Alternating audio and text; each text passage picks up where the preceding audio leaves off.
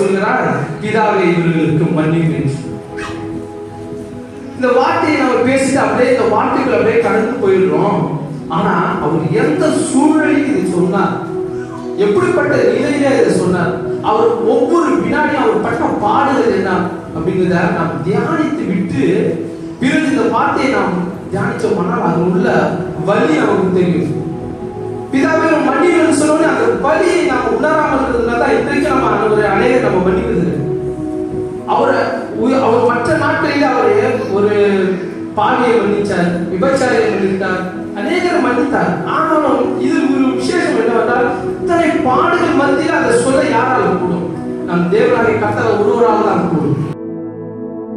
எங்கள் கடனாளிகளுக்கு நாங்கள் மன்னிக்கிறது போல எங்கள் கடன்களை மன்னிக்கிறோம் என்றால், ஒரு மனுஷன் மன்னிப்பு கேட்கிறதுக்கு ஒரே தகுதி அவர் மற்றவர்கள் மன்னித்திருக்க வேண்டும். ஹல்லேலூயா.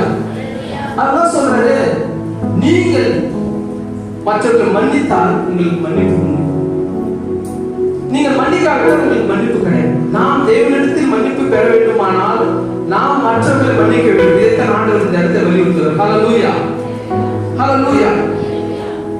தேவனாகிய கர்த்தர் அவர்களை மன்னித்தது நோக்கம் அவர்களின் பாவம் சுமத்தப்பட்டது.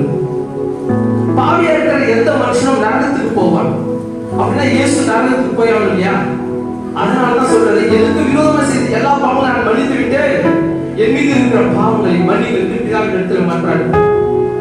மற்றவர் பாவங்களை எப்பொழுது நாம் மன்னிக்கிறோமோ அப்பொழுது நம்ம பாவங்கள் மன்னிக்கப்படும். நாம் பாவங்கள் மன்னிக்கப்பட வேண்டும் என்றால் மற்றவர்கள் பாவங்களை நாம் மன்னித்தே தீர வேண்டும். ஹல்லேலூயா. இதைத்தான் நான் சொல்றேன்.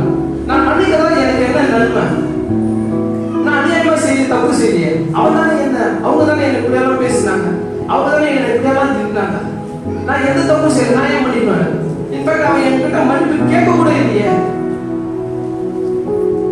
அப்போ அவர் சொல்றார், ஆண்டவர் நீ மன்னி.